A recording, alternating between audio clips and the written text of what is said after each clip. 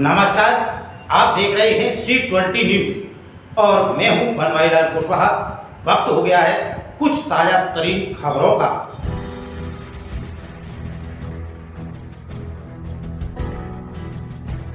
धरती की गोद में इंसान की बसाई नगरी को देखने और जानने के लिए खगालना पड़ता है इतिहास, और इतिहास मिलता है धरती की पर्दों के बीच और किताब के पन्नों में, जहां दबी होती हैं कहीं अनकही बातें।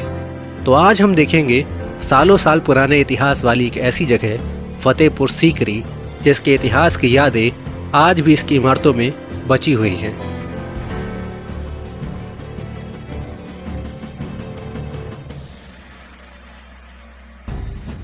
सन 1999 और 2000 के दौरान की गई पुरातात्विक खुदाई के दौरान यहाँ कुछ अवशेष मिले, जिसे पता चलता है कि इन इमारतों के निर्माण के पहले भी इस क्षेत्र में कई सौ साल पहले रिहायशी नगरी हुआ करती थी, जिसे शुंग वंश ने 100 से 150 ईसा पूर्व अपने राज्य विस्तार के लिए बसाया होगा। खानवा का युद्ध आधुनिक निर्माण या कहें कि सल्तनत कालीन निर्माण के लिए फतेहपुर सीकरी के इतिहास में एक मुख्य कारण रहा है।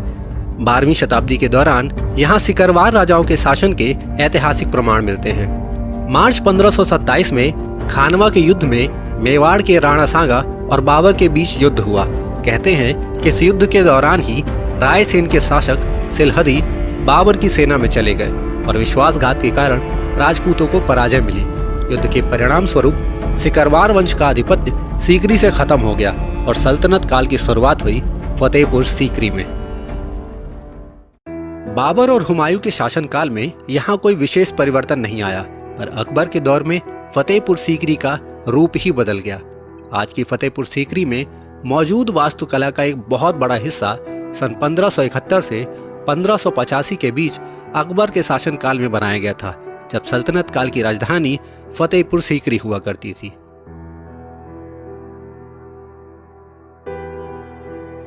एक समय था जब पुत्र विहीन अकबर को सन 1569 में संतान मिलने के बाद चिश्ती फकीर शेख सलीम की याद में एक आध्यात्मिक परिसर का निर्माण करवाया। आज का यह बुलंद दरवाजा जून 1573 में अकबर की गुजरात प्रांत पर विजय का एक बड़ा स्मारक है। भारत में मौजूदा सभी स्मारकों में इस स्मारक का प्रवेश द्वार सबसे ज्यादा ऊंचा है। 12 मीटर की ऊंचाई को चढ़कर 40 मीटर ऊंचे इस दरवाजे को देखने पर उस समय की कारीगरी और कलाकारों की मेहनत को सराहने का दिल करता है। लाल पत्थर पर की गई कारीगरी को सफेद संगमरमर की सहायता से दीवार पर सजाया गया है। कहते हैं कि शेख सलीम चिश्ती की दरगाह वास्तविक रूप से 1580 से 1581 के बीच एक साल में बनवाई गई थी, जिसमें मूल संरचना में 7.2 मीटर लंबे और 4.8 मीटर चौड़े एक मकबरे का वर्णन किया गया है। मकबरे की बाहरी संरचना गुंबद और छतरी को सन 1866 के दौरान बनवाया गया था। बुलंद दरवाजे से अंदर आने पर बाईं तरफ है जामी मस्जिद। यहाँ पाए गए शिलालेखों से पता चलता है कि इसे सन 1571 से 1572 के बीच बनवाया गया था। खुले हवादार बरामदों में इन ऊंचे ऊंचे खम्भों की सहायता से इसकी छत को आधार दिया गया है। दीवारों पर फूलों पत्तियों की नक्काशी और कारीगरी में हिंदू वास्तुकला का भी प्रयोग देखने को मिलता है। इसी परिसर के दाईं तरफ है इस्लाम खान का मकबरा, जो कि मूल रूप से एक धार्मिक निवास था, पर सलीम चिश्ती के मुख्य अनुयायी की मृत्यु के बाद यहाँ उनके मकबरे को बनाया गया था, जो कि इमारत के ठीक बीचों बीच नहीं बनाया गया है। आगे है 13 मीटर चौड़ा और 18.5 मीटर ऊंचा बादशाही दरवाजा। लगभग 125 वर्ग मीटर वाले इस विशाल परिसर से शाही परिसर की जाने के लिए यही शाही दरवाजा उपयोग में लिया जाता है। फतेहपुर सीकरी के शाही परिसर का यह हिस्सा अकबर के शासनकाल में राजधानी की राजकीय व्यवस्था का मुख्य केंद्र हुआ करता था।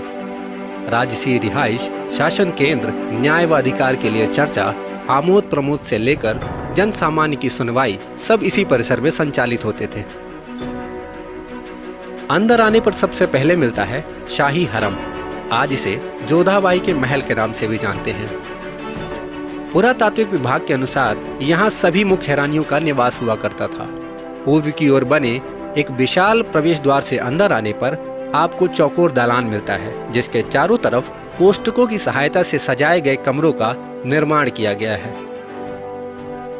इस 2 मंजिला इमारत को लाल पत्थरों की सहायता से बनाया गया है, जहां अधिकांशतया दीवालों पर की गई राजपूताना शैली की कारीगरी देखने को मिलती है।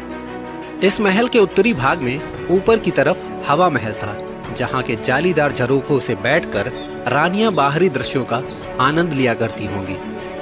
कहते हैं कि शाही हरम के भीतरी हिस्से में ही पटरानियों और दासियों के रहने के लिए कमरे बनवाए गए थे। हिंदू शैली का एक देवालय भी आपको यहाँ देखने को मिलता है, जहाँ की दीवारों में घंटियां, कलश और स्वास्तिक के चिन्हों को उकेरा गया है। शाही हरम के दाएं और बाएं तरफ 2 विशेष कमरों का निर्माण किया गया है। कहते हैं कि इन कमरों को सर्दी और गर्मी में खास तौर पर प्रयोग किया जाता था। आगे आने पर मिलता है मरियम का घर। कहते हैं कि इस जगह को अकबर की मां के लिए बनवाया गया था। संशय वाली बात यह है कि दीवारों पर हिंदू कलाकृतियां और चित्र देखने को मिल सकती हैं। कुछ लोगों का कहना है कि राजनीतिक विस्तार के लिए अकबर ने एक क्रिश्चियन पत्नी से भी विवाह किया था और शायद ये उसका घर रहा होगा। प्रवेश द्वार पर आज भी हिंदू स्मारक के चित्रों और अवशेषों को देखा जा सकता है, पर इन सभी बातों के इतर इस इमारत की कारीगरी और शिल्प कुशलता अद्वितीय है। आगे आने पर मिलता है बीरबल का महल। बीरबल के बारे में कौन नहीं जानता। अपनी विशेष बुद्धिमत्ता और खास हाजिर जवाबी की खूबी के कारण बीरबल को शाही दरबार में नवरत्नों में एक विशेष स्थान मिला था। बीरबल का महल तात्कालिक हिंदू वास्तुकला से बना हुआ था।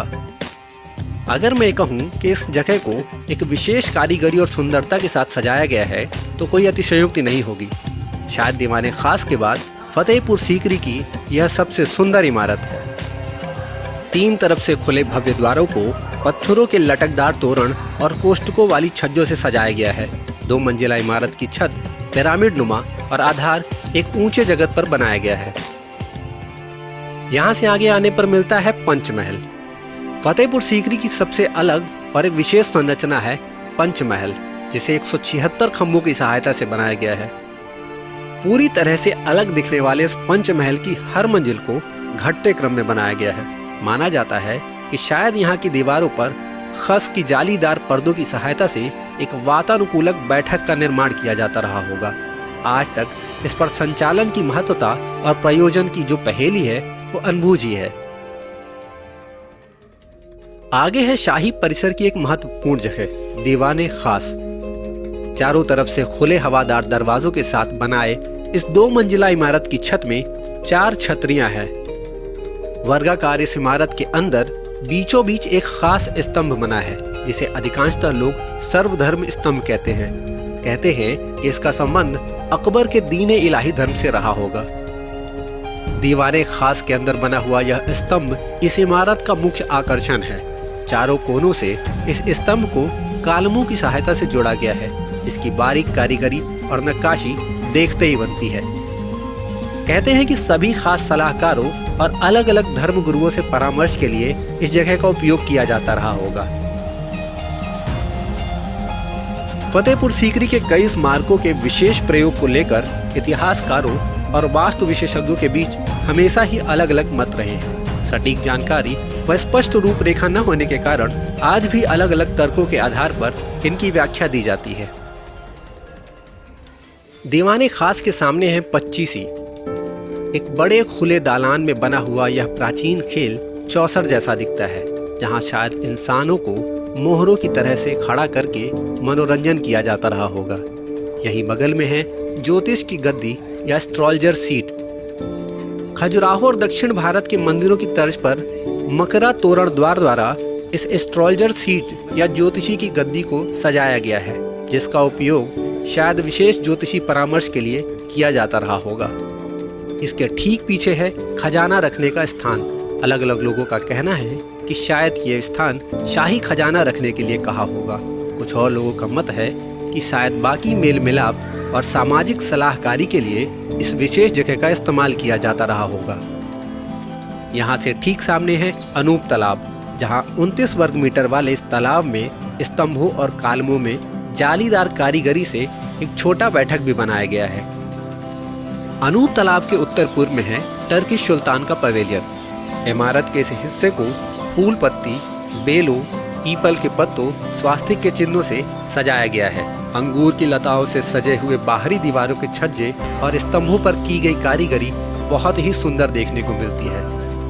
लाल पत्थरों से बनी हुई इस इमारत पर की हुई बारीक कारीगरी आपको थोड़ी देर के लिए इस जगह पर ठहरने के लिए मजबूर कर देती है और हो सकता है कि आप अनूप तालाब और इस इमारत के पास ही अधिकांशतः सेल्फी और तस्वीर लेने के लिए मजबूर हो जाएं। शाही परिसर की इन इमारतों के अलावा यहाँ और भी देखने लायक कई जगह हैं, जिनमें हाथी पोल, हिरण पोल, दीवान खानाए खास या ख्वाबगाह, दीवाने आम और टकसाल के साथ साथ तानसेन बारादरी भी शामिल है।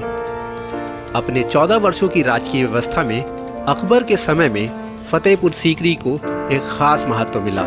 सन 1585 में अकबर ने अपनी राजधानी को फतेहपुर सीकरी से हटा लिया और राजनीतिक कारणों से सन 1598 में अपनी राजधानी को लाहौर ले जाना पड़ा। और इन सब के साथ पीछे रह गई उस समय की बची हुई कहानियां और इमारतें, जिनमें से कई के राज आज तक अनजान हैं। कैसी लगी यात्रा जरूर बताइएगा। वीडियो आपको कैसा लगा कमेंट बॉक्स में जरूर लिखिएगा। वीडियो को लाइक करके सोशल मीडिया में अपने फ्रेंड्स के साथ शेयर जरूर